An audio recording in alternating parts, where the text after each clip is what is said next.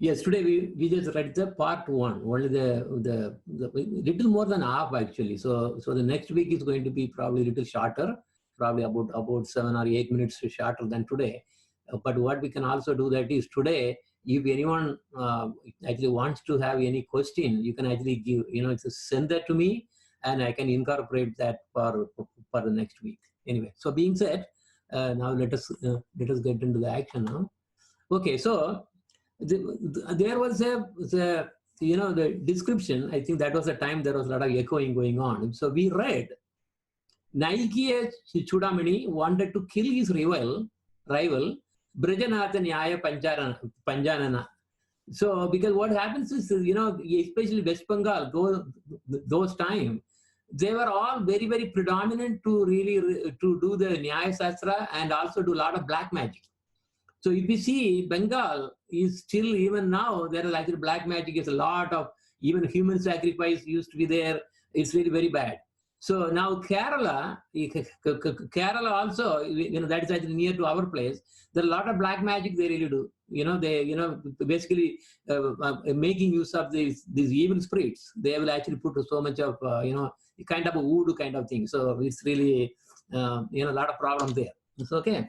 So, but how does a Vaishnava fit in this kind of situation? For a Vaishnava, they cannot be really harmed by any of the black magic because of the beauty of chanting the Mahamantra. And also you have the Tulasi Mala, and that actually ties you to your Gurudev. So this way, Vaishnavas are actually completely free of any of these kind of problems. They cannot really approach a Vaishnava. They are really so beyond. Okay, as we go, we'll actually find out that one.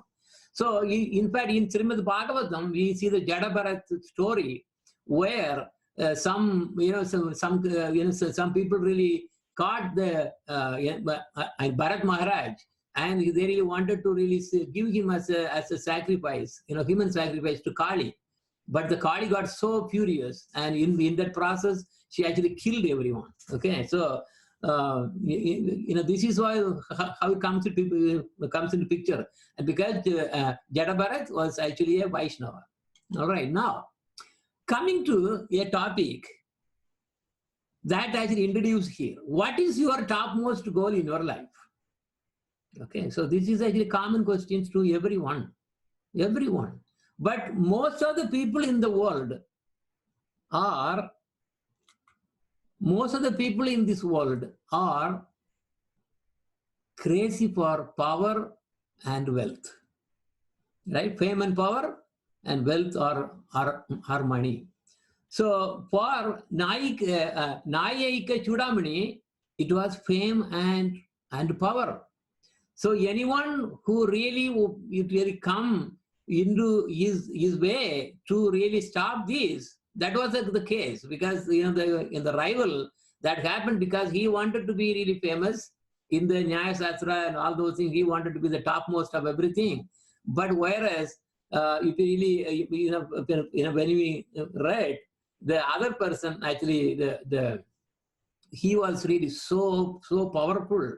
And so there was a problem, and then one wanted to kill the other one. So, okay. So that was how things actually happened. So in this world, most of the people actually come, lie into this particular aspect. Okay. They want, fame and power or wealth or money, possessions, and that is basically the nature of the people. Now, even, we have to really set up the goal. What is my goal? What is my goal? Because now even at this time where all the corona and everything is so bad, a lot of people are actually so now stuck with the soap opera or the television, and then in fact for a lot of people that is their life. For their life is what starting from the morning, they just sit in front of the TV and then they see movie after serial after serial after serial. So that is how they are just spending the time. But this is not, this is not what our Shastras actually support. These are all called bhukti, as we are going to see.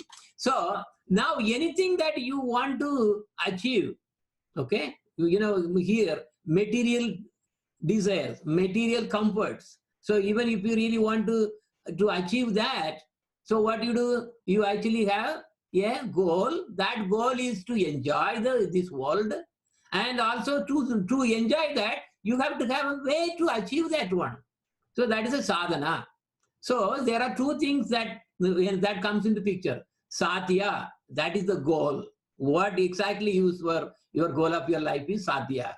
And then how you are actually going to achieve that is sadhana. Okay, so how will you do that? Suppose you want to enjoy this world, just like that, you cannot actually keep on enjoying. You need to have money to really survive, and then you need to really buy all the necessary things so that you can actually enjoy this world. Okay, so that is a sadhana. Sadhana is the way, the activities that we perform in order to achieve the goal. All right. So now the thing is, we just happen to see towards the end, there were three things which are mentioned: bhukti, mukti, and bhakti. Okay, they really sound very similar. Okay, no, so these are the only three kind of goals which are really related to one's real goal in living. Okay, what the purpose of living? So these are the three things that you can think of. But one intricacy here is, you cannot have all, more than one here. It's not possible, because they are not compatible. If you want your goal to be bhukti, then mukti and bhakti is out of the question. If you want to have mukti as your goal, then bhukti and bhakti is also not actually out of question.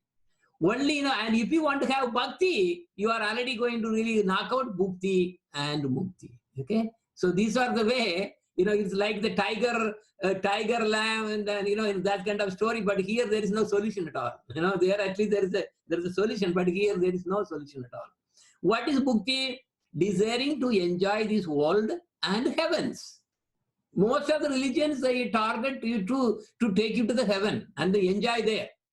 Okay, so God is everywhere. He is there also. But the thing is, core is to enjoy in the heavens. Okay, so that is bhukti. It doesn't matter whether it is this world or the heavenly abodes, but it is there. Now, what is mukti? Mukti means freeing oneself from those enjoyment, because you realize that this kind of material enjoyment is actually, this garbage. It is useless. So they are actually looking for something higher, which is eternal, which is permanent, not temporary. The material world enjoyment is temporary, because as long as your senses are there, you can enjoy. Then the senses will be actually weak, and then you cannot even enjoy, and you have to die. It's not even something that you can continue forever. So that those who really are intelligent, they will be aspiring for higher than bhukti, which is a mukti, and because that is a permanent, and there are different ways one actually achieves mukti, Brahman or Vaikunta, going to Vaikunta. Now, what is bhakti? Bhakti means not asking for any of the above, desiring only to serve the Lord without asking anything in return. This is how a pure bhakti is defined. Now, enjoying on the earth. Okay, so let us see, enjoying on the earth and then the heavens. This is actually, there's no real enjoyment. That's what they say. All the saints, everybody really repeatedly say the same thing again and again and again, saying, no, this is actually cheating. Enjoying on the earth is actually cheating yourself. This is not enjoyment at all. It's only just the mind tickling. That's what they say. Okay, so you are actually you have a wound, and then you actually, it's itching. Then you really scratch the itching. That's what it is. And when you really scratch the itching, you think, oh yeah, I'm enjoying. But the problem is that wound is going to really more, more, and it will give only problem. So again, heavenly. Okay, now what about heavens? There are so many heavenly planets, and in the heavens there are plenty of enjoyments. Living with the damsels of heavens, called Apsaras, dancing girls, and it's completely so beautiful there. And there they really drink Amrita. Amrita means it's actually a kind of a liquor, where this is so no liquor here is actually even comparable there. The topmost of all the liquors there, and 24 hours opera. going on all the time, lifetime performance going on everywhere you go, and then it is so enjoyable. Party all the time there. Okay, so this is the way. And the most beautiful Nandana, see, there is a garden called Nandanandana garden. That garden is defeating everything in the entire creation. It is so beautiful. That is in Indraloka. What is Indraloka? Indraloka is actually the topmost of the heavenly planet. It's not the topmost. That is one of the widely, the known place to enjoy. Once you really leave the body, because once one leaves the body, and then if the person has really done lot of punyas means what? It's got sukru. It's not sukriti. Punya means good deeds. Then he will be eligible to really go and enjoy. This is Indraloka. Indraloka is actually headquarters of all the gods who really manage this Brahmanda, this universe. Okay, so you will be living there for millions and millions of years compared to our earthly years. There is no sweat, there is no odors like earth. If we go to Bombay, just to try to go on the metro train, you will see, my God, so much of nasty smell is there. So in Indraloka, it is all pleasant with smells of so many flowers and fragrance, and okay, so that is the way. Okay, that is heavenly enjoyment.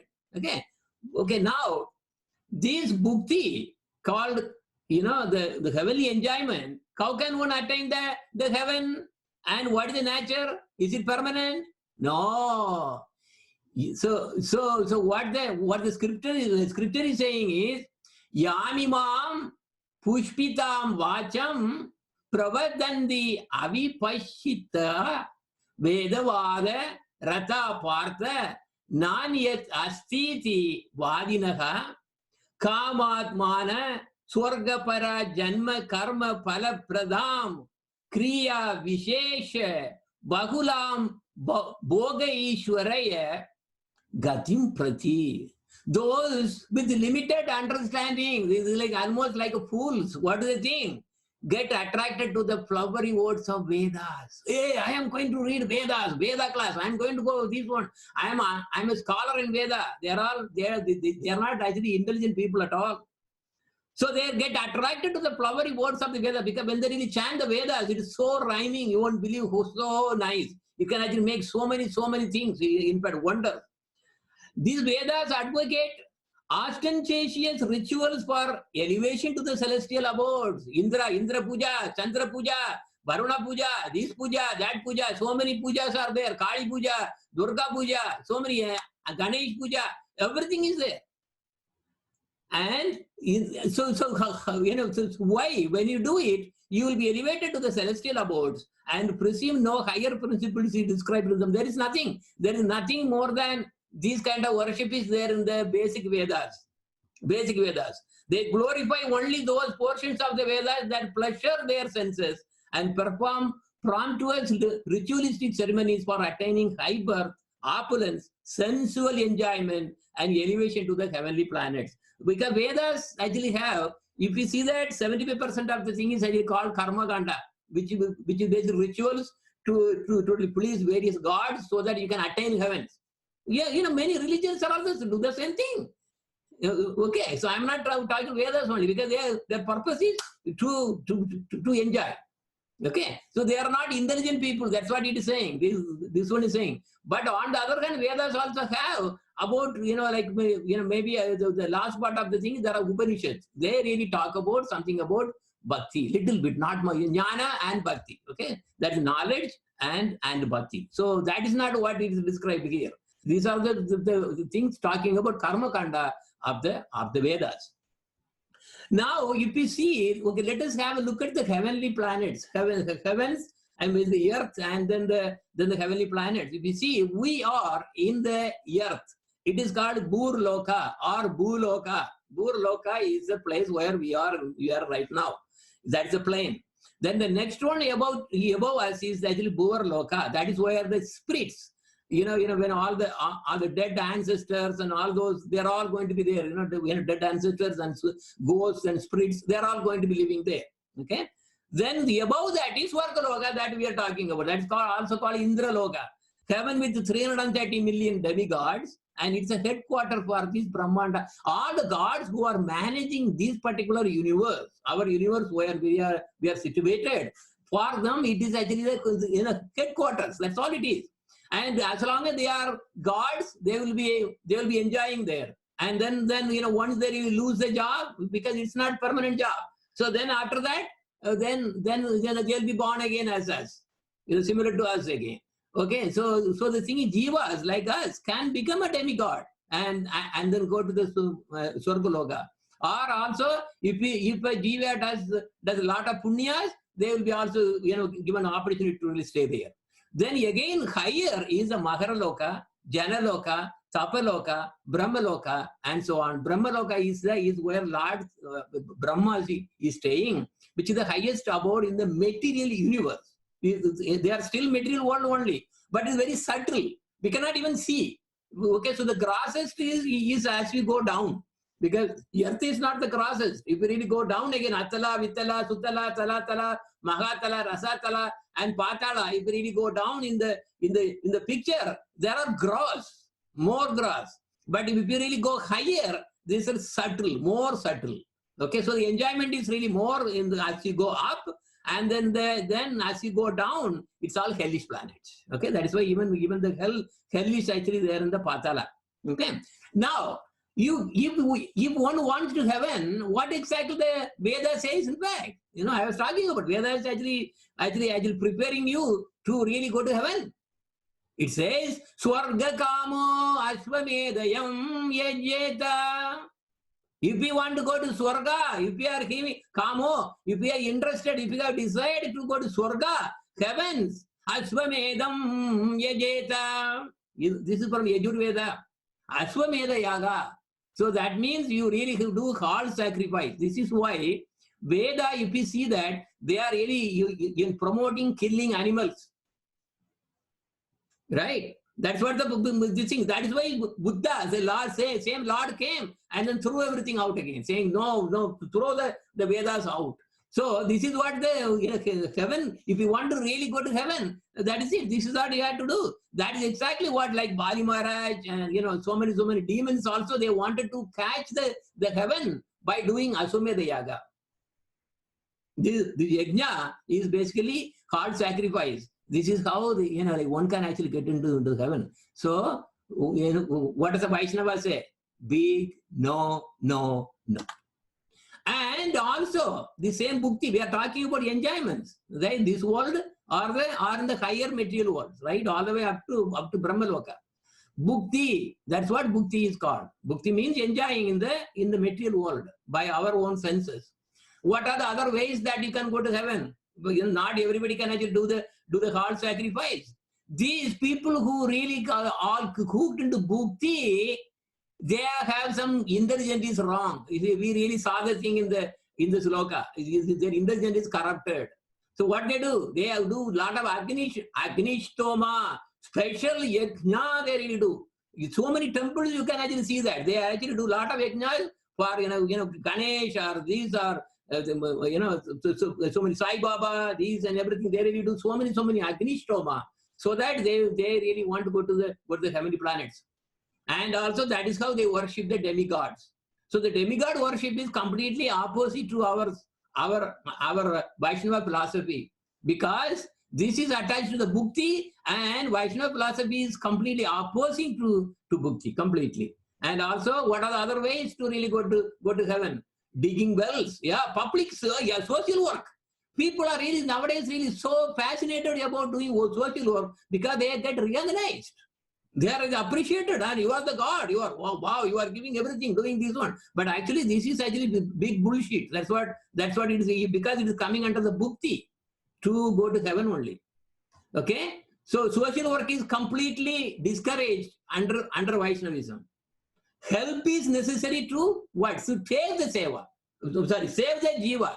Jiva has to be saved by helping them. That is not social work. That is spiritual. Okay, then what else? Building temples. Yeah, big temples they really build. Oh, I got in my dream that some Shasta came, or some God came, and then he really wanted me to really worship the God and build the temple there. this is another bullshit.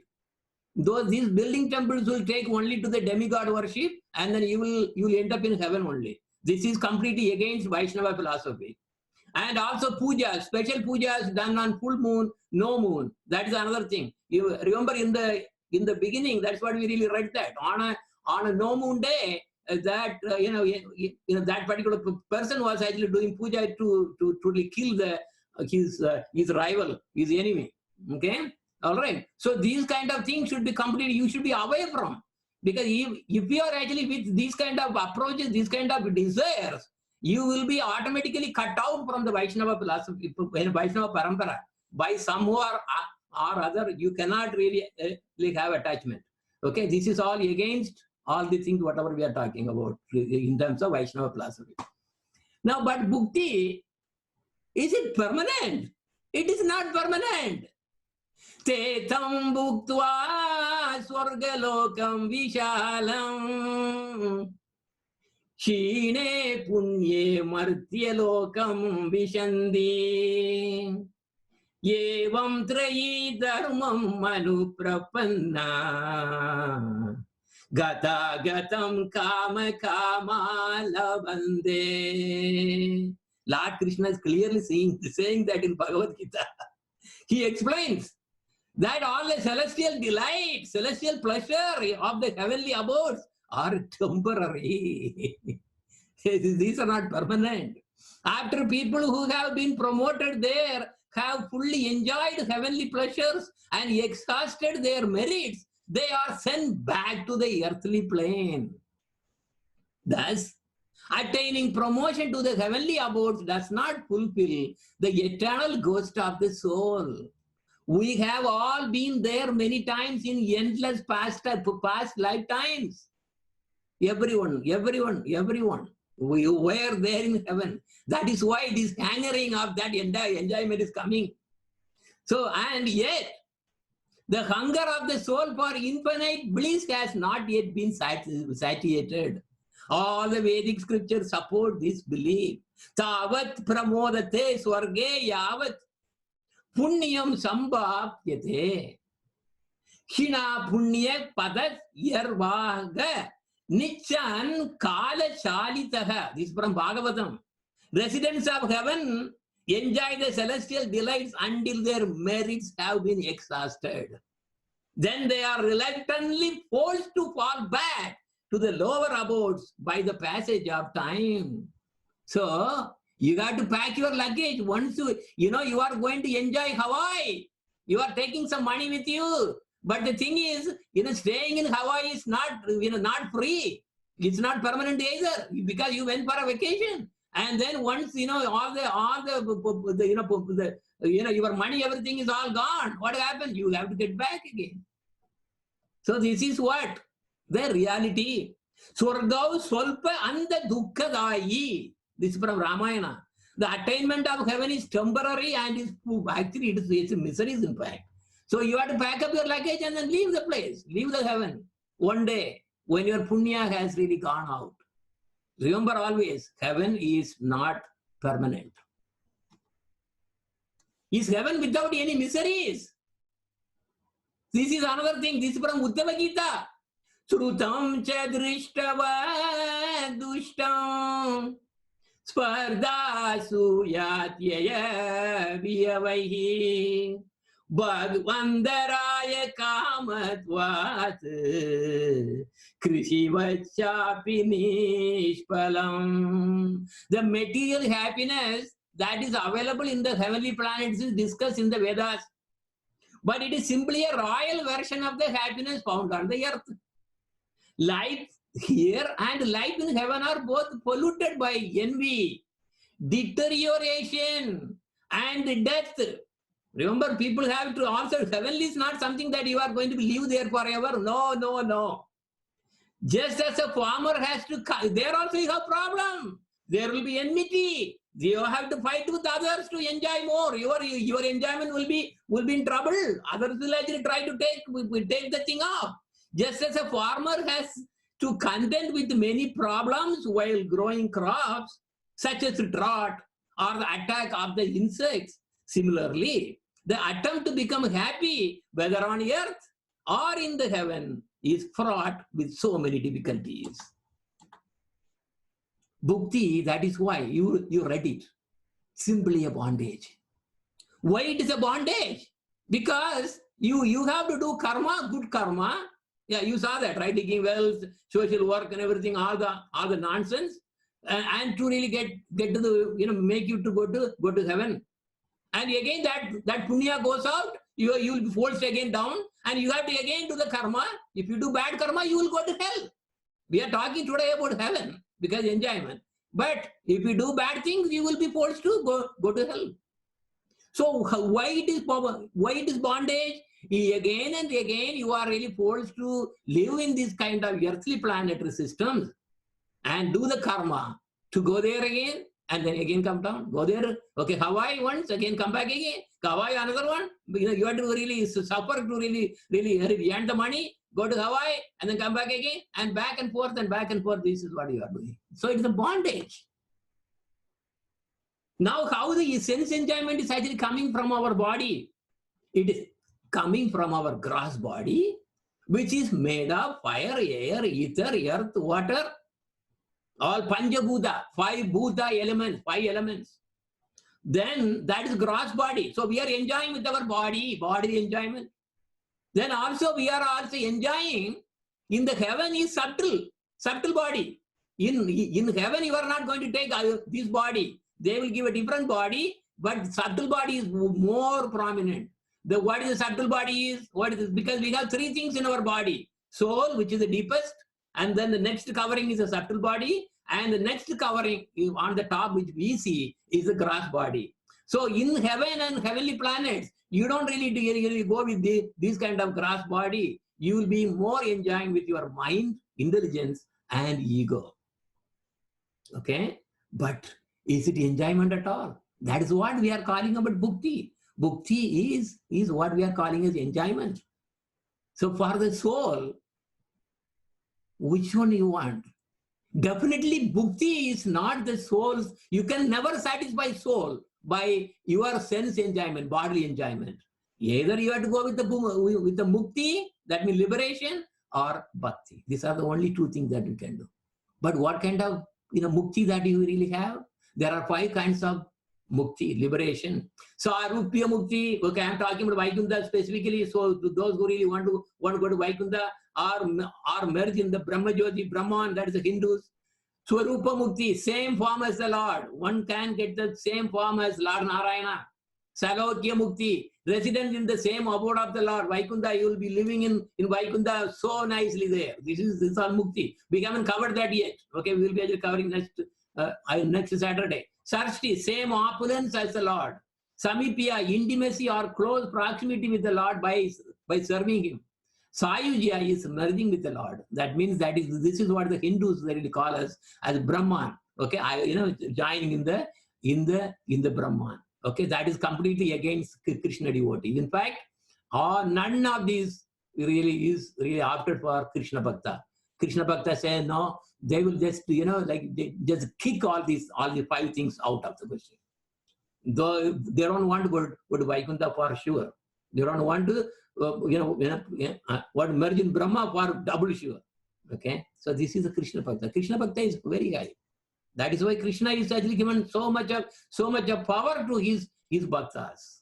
See, Devarishi Bhutanam, Nirnam Pitrana. You know, my devotee does not have any debt to anyone. He does not have to go down to anyone. He belongs to me. He is in my heart, and I am in his heart. He doesn't know anything except me, and I don't know anyone. I don't have anyone except him. This guy, my pure devotees in my heart. See, he is very special. These all the rules and all the things for Vaikuntha, these kind of all kinds of things are only for the Janatas. We don't, Krishna Bhakta don't even think about it.